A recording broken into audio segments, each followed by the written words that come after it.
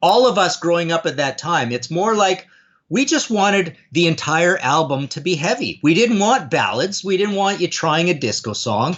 We just wanted the entire album to be heavy.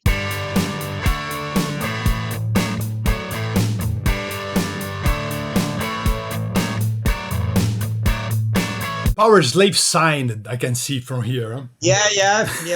A few guys on that one, yeah. Nice to meet you, man. Really nice yes, to meet you. Nice to meet you too. It's very good to have your books down here in Brazil for the first time. Some of your books, at least. Huh? Yeah, it's neat that Danny's doing this, and some of the other big publishers, there they are, and basically some of the other big publishers have put stuff out too. Yeah, there we go with the Andreas. That was really cool to see Andreas, or not in the Metallica, in the Black Sabbath one. Oh wow, I've never even seen that. Good editions, huh? Very good editions. Yeah, that's beautiful. Good paper. So tell me something. Is it a compulsion for writing, or? Well, I would say, I started doing this. I did a self-published book back in 1993 of record reviews, just to get, I just wanted, because there's so many different stories linking all these records. So I did almost 2,000 record reviews there. And, I was 30 at that point. So it's not really, it's just something that I kind of fell into, and then we started the magazine up here, Brave Words and Bloody Knuckles. And, so I started interviewing a lot of rock stars. So I just kind of fell into it. But, when you say compulsion for writing, I'll tell you one thing. I mean, I basically along the way decided that I liked books a lot more than I liked magazines or website stuff, because books are permanent. You put it down. It's, as they say, evergreen, right? You put it down, it's history forever, it's there forever, you make a bunch of copies, they're spread around the world. So I like that better than, when we had the magazine, you just got to do it over and over again every single month, and it's a new thing and it's disposable, right? How long does it take for you to write a book? Well, it's usually spread over a lot of time because it's marbled in with everything else you're doing. I mean, in the old days when I had a lot of website and magazine stuff to do at the same time, and liner notes and working for Banger Films, it would take a long time spread over time. But I try to think that, and I hope that it really, if I sat down and worked like 9 hours a day every day, which never happens, on a book, that I don't think it would take more than about 6 weeks or 2 months. But that's also like the other question is, how many interviews do you already have, and how many more do you have to go get, and how hard are they to go get? So usually when I do a book, it's because I have a good pile of interviews already. And so I know I'm contributing something to the cause, that it's not just straight cut and paste from the available press. I'll do that, but I want to make sure that I have a bunch of stuff already. You do something very interesting, that's song by song. You must really get into that band, listen to every record and listen to it again. How is this process for you? What I want to do with these books is create something that makes you appreciate all of that artwork that you already spent all your hard-earned money on, even more than you had before, or go back and play those records again. So I don't like putting in tons of the personal stuff and the personal stories. I want to hear who the producer was, what you did in the studio, tell me what the lyrics mean, tell me what the album cover means. And then I've done some that are radically song by song. I did a Clash book and a Led Zeppelin book that I literally had to write like 300 to 500 words of straight analysis on every single song. And that's what those books are. So that's even more that way. Martin Popoff here. First time in Banger's new studios. Very nice. We're doing something special today. I'm sure you love listening to music, writing about music, but you love talking about music too. Yeah, absolutely. And I've even got a podcast now of my own that I'm up to about 55 episodes on, called History in 5 Songs with Martin Popoff. We've got a YouTube show called The Contrarians. I'm going on Pete Pardo's Sea of Tranquility show all the time now. And I work for Banger Films. I'm on the Overkill Rewind series, the Overkill Reviews, the Overkill Unearthed, the Lock Horns. So we've done, 15 or 20 of those as well. So yeah, it's a blast. It's cool having that stuff on there and reading the YouTube comments and all that stuff, because you don't get a lot of feedback on the books. I mean, someone's got to email you or messenger you or whatever, and I get some of that, but it's pretty cool going on Pete Pardo's show and then reading, a pile of comments. By the end of the first day, there's 200 comments there, right? How was your involvement on these?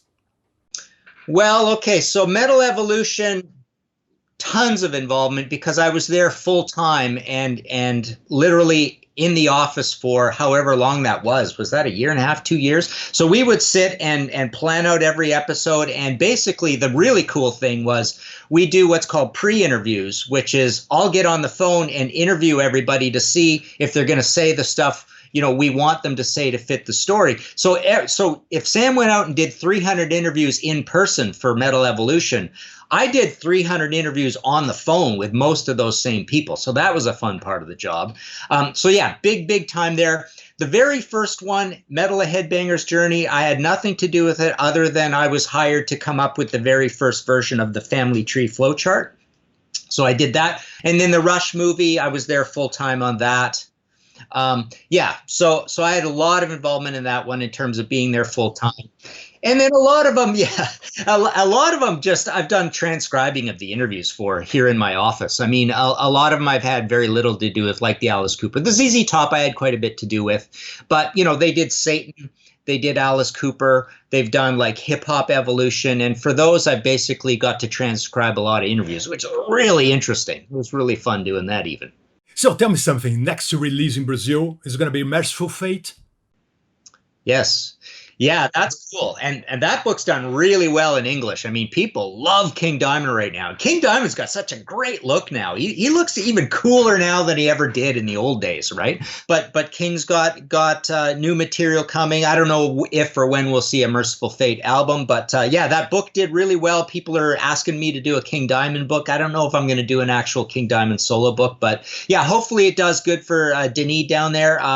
Basically, everything seems to have done pretty good that he's that we've done a deal on, and hopefully there's a lot of Merciful fans in Brazil. He's a sweet guy. Huh? I interviewed him once. He was really sweet. Oh yeah, he's so enthusiastic about music, right? And that infectiousness comes through in that Merciful Fate book, because he does talk about the origins of heavy metal and stuff, and how he came to it and was inspired by Alice Cooper and Kiss and who else? Uriah Heep. So you get to hear the reason he does the falsetto. It's a little bit because of David Byron and the makeup and the theatricality is from Alice Cooper. And yeah, he was just going to every concert that would come through Denmark. It's so cool. So you get to see a lot of that in the early pages of that book.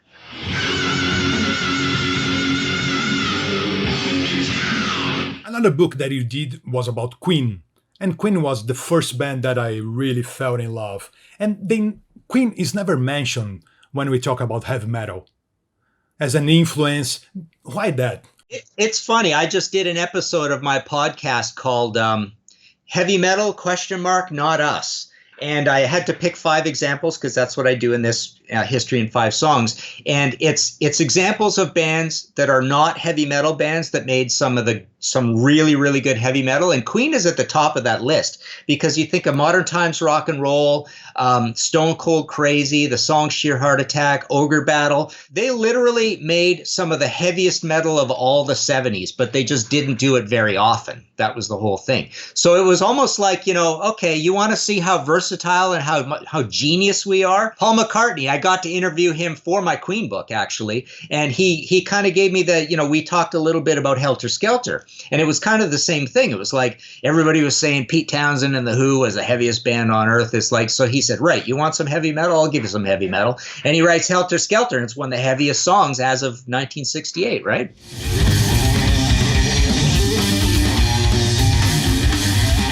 I got this band that I know you love, and you wrote a book. Yeah. Blue Oyster Cult. Tell me about that, man. Yeah. So I did an original normal story, Blue Oyster Cult, and that came out in 3 different editions over time. And what we just put out was a big Blue Oyster Cult hardcover called Blue Oyster Cult: A Visual Biography. And this is a hardcover throughout, and it's all full color and pictures.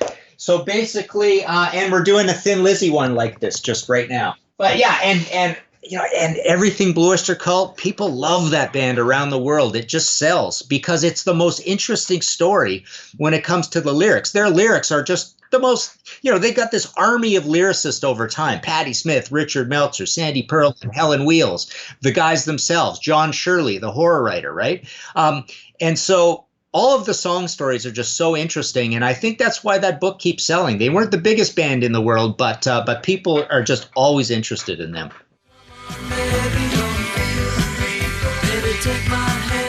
Another band like that is this one. Don't you think that Robin Zander is one of the most underrated singers in rock and roll? Yeah.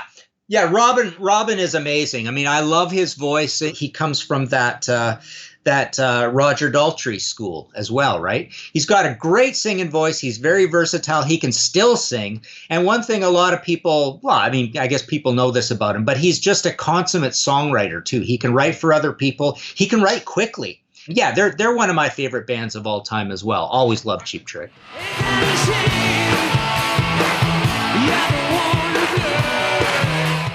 In fact, we just had an episode of Lock Horns, I think, our banger show go up. It's like a 1-hour discussion, and the subject was, what is the most important year in heavy metal? And I've always argued 1970, the very beginning, Deep Purple, Black Sabbath, Uriah Heep. 1980 and 1986 is a big year because of Master Puppets and Slayer, Rain and Blood. But 1980, the new wave of British heavy metal, this is the first time where you get people proud to be heavy metal, and the album covers looked heavy metal, and they wrote songs about heavy metal, and they dressed heavy metal.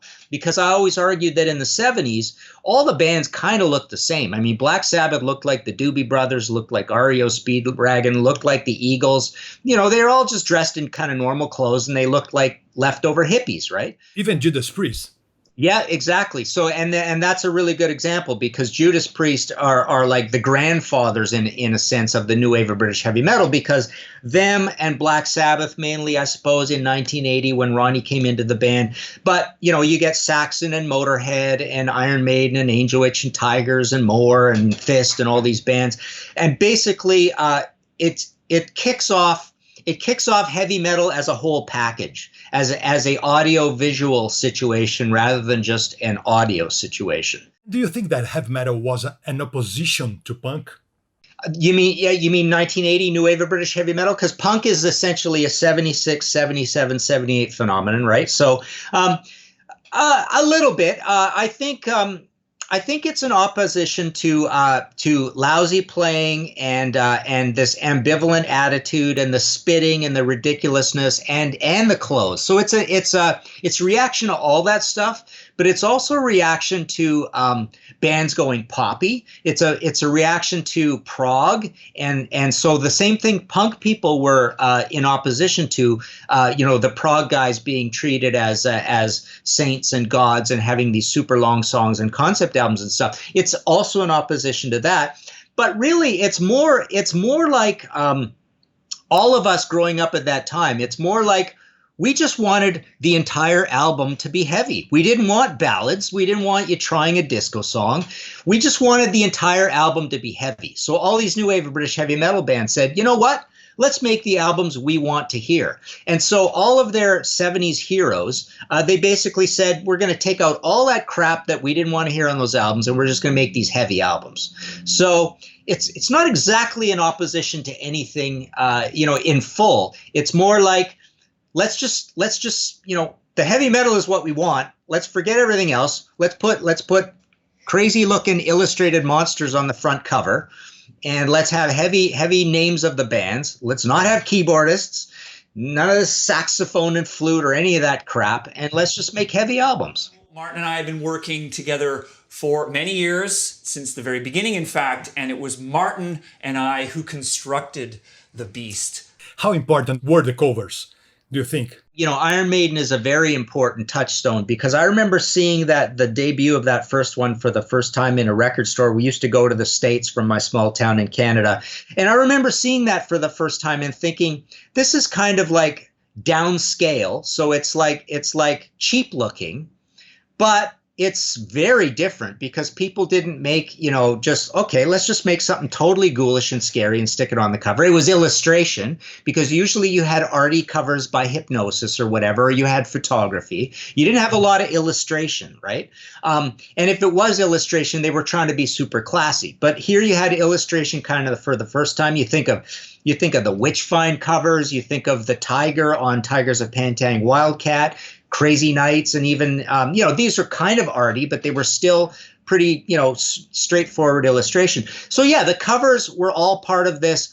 You get inside the record what it says on the tin. The covers basically said, we're not going to apologize for being heavy metal anymore. We're not going to hide it anymore. Everything's going to look heavy metal. So the kid is not disappointed when he buys this album. He knows what he's going to get, and he's going to get heavy metal. Do you think that Iron Maiden would made it with Paul Di'Anno on vocals, commercially talking? I think so. I think they could have continued with him as long as he didn't blow out his voice, as long as he didn't drink and drug too much or whatever. I mean, if they held him in line the way, Steve Harris would want to hold somebody in line. If you run a tight ship, maybe they could have run a tight ship and kept Paul in line. But Paul was kind of a scary figure, even to the guys in Maiden a little bit. And obviously he was not taking care of himself. But it's a situation just like AC/DC switching singers. I think Back in Black probably would have been, it's crazy to say as big an album because it's one of the biggest albums of all time. But I think Back in Black would have sold 3 to 4 to 5 times as many copies as Highway to Hell, even with Bon Scott. And I think Number of the Beast, we got Bruce, and Bruce is an amazing guy, and he's an even better singer. And sure, maybe they're even a better band with Bruce. But I don't think better band really corresponds with sales as much. I think they could have been just as big with Paul. Are you a record collector?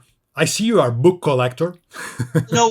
I'm one of those record collectors that was a record accumulator. So I had about 11,000 records. I have about 18,000 CDs.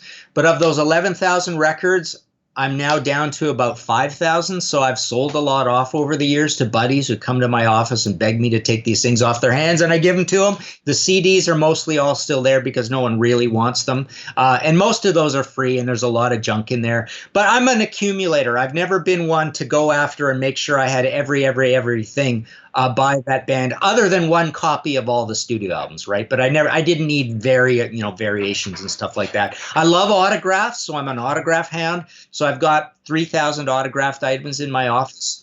And that's CDs, records, books, 45s, pictures. It could be anything, but it's mostly LP covers and CD covers, right? So I really have no reason to go into record stores anymore. And the existence of Spotify and YouTube has really done a number on my brain when it comes to, the philosophy of ownership. Like, do you have to own these things anymore? So I'm constantly having that battle with myself. Because even if I own a copy of something, I'm still going to probably go to Spotify and play it there. I'm still a lover of deluxe, yummy box sets. I love box sets, right? So I do love sitting down with a beautiful set of liner notes that tells you everything about when it was recorded and where it was recorded and a little bit of a quote about the band and playing that song and reading about that song. So just like people probably do that with some of my books, right? Well, I know they do. I mean, they say, I put that album on and I read that chapter. And then I put the next album on and I read that chapter, right? So it's kind of the same thing. I still have a real soft spot for my box sets. Let me just show you here something to see if I can move this. So above my, over here, so there's my vinyl. My box sets are all lined up there up high. Those are backstage passes. So, and there's some of my vinyl. There's some other stuff there. But if I can even put this back now. Let's see. Black Funeral, Into the Coven with Merciful Fate. There's the spine. There's the back. Here's the, let's see if we could get to the photo sections. There we go. Do you remember the first album that you ever bought in your life? Well, so first it's kind of funny. So we were part of like the Columbia Record Club where you would get sent stuff and you'd have to refuse it and send it back, etc. And I remember getting Creedence Clearwater Revival Pendulum, Three Dog Night, the double live one, Steppenwolf Gold, and liking them, but realizing that I was a metalhead, but not hearing enough metal on it. You loved everything metal about it, like when the guys looked like wild hippies, or the voice could be metal, right? I mean, Creedence Clearwater Revival is not a heavy band, but John Fogerty's voice is kind of heavy, right? So after that, I discovered probably the first heavy stuff I ever got would have been possibly Nazareth Razamanaz. It might have been Black Sabbath Volume 4, maybe Led Zeppelin, the fourth one was one of the first ones. So I remember there was this transition period. So I would have been 7 years old, 8 years old, 9 years old. Right around 8 or 9 years old, that's when I discovered the first actual heavy albums. So it would have been 71, 72. And by the time 73 and 74 rolled around, me and my buddies were friggin' experts. Like, we knew everything. We bought all the magazines. We knew records were coming out before. Certainly by 76, 77, when we're 13 or 14-year-olds, we're like walking encyclopedias of this stuff. When was your first concert, so? At that time? Yeah, so I grew up in a small town in Trail, BC, 10,000 people. And so we had the odd concert come through, but not really known bands. The first known band, like pretty big concert I went to, was Ted Nugent, Rex, and Bebop Deluxe 1976 Free For All tour in Spokane, Washington. So Spokane's a city of about 200,000 people that was directly south into the United States, 2 hours away. And that's where I saw my first concerts. And then I remember seeing Blue Oyster Cult early, Judas Priest early. But early to me, growing up in a small town, we're talking like 19, 18 years old, right? So yeah, that Ted Nugent, I was 13 years old. Frankly, at most of these concerts, and especially the smaller gigs, by about 3 or 4 songs in, I'm looking to leave. I'm looking for the exit. I don't even want to stay for the whole thing, right? I'm just not a concert guy, right? It's too loud. You got earplugs in. So it's like driving a car with your foot on the gas and the brake at the same time. You got the gas floored because the sound is so loud, and then you put the brakes on and you get this muffled, crappy sound. So, I mean, it's rare that you go to a concert that you don't have to put earplugs in. It's ridiculous, right? I'm always a big supporter of Sabotage. I mean, another one of my favorite records of all time is Physical Graffiti, and always, there's always that Zeppelin versus Sabbath thing. Yeah. I always say Sabbath was able to do it with one record that it took Led Zeppelin 2 records to do with Physical Graffiti, same year. Martin, to finish here, how many books have you put together? I would say, depending on how you count, up to 90, and at the bottom end, 75, let's say, because some are updates of old books, and some, I didn't exactly write. I had to put this together, blah, blah, blah. Couple that are co-authored or whatever. But yeah, about 80, 85 kind of thing, properly different books. And, it might seem like a lot, but the point is that when it's your full-time job, like there's very few people that are doing this more or less full-time. When it's your full-time thing, it's surprising how much you can get done.